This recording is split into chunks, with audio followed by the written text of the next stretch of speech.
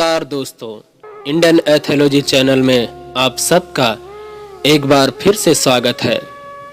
दोस्तों, आज हम जानेंगे भगवत गीता अध्याय 8 और उसके महात्म्य के विषय में।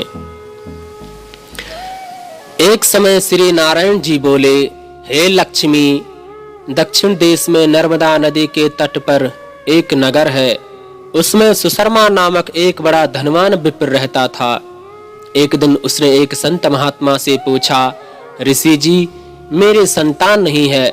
तब ऋषिवर ने कहा, तू दान पुण्य कर। तब ब्राह्मण ने पूछा, कौन सा दान करूं? उसने कहा, राजन, काले पुरुष का दान। तब विप्र ने काले लोहे का पुरुष बनवाया, नेत्रों की जगह लाल जड़वा सोने के भूषण पहराकर तैयार किया। वह काला पुरुष कह कह लगाकर हंस गया।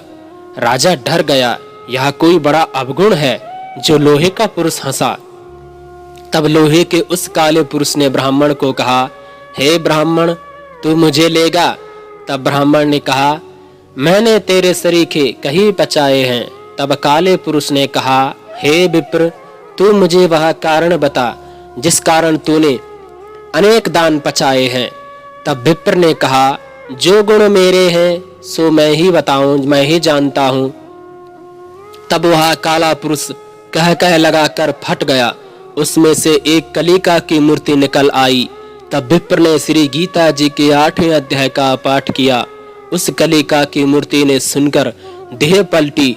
जल की अंजलि भरकर कि उस विप्र ने मूर्ति पर जल छिड़का। जल के छिड़कने से तत्काल उसकी देह पलटी, देवदेही हो गई। विमान पर बैठकर वैकुंठ को गई। जब राजा ने कहा, तुम्हारे में भी कोई ऐसा है जिसके शब्द से मैं भी अधम देह से मुक्ति पाऊं?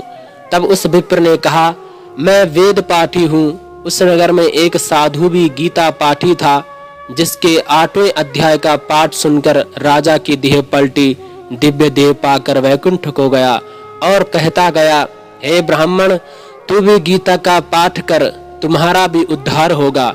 तब वह ब्राह्मण भी गीता जी का पाठ करने लगा। हे लक्ष्मी, यह भगवत गीता अध्याय 8 का महात्म्य मैंने तुम्हें सुनाया है। तो दोस्तों, आपको कैसी लगी ये कथा, श्रीमद् भागवत अध्याय 8 और उसके महात्म्य की फल और उसके श्रवण का फल की ये कथा हमें कमेंट बॉक्स में जरूर बताइए। जय श्री कृष्ण।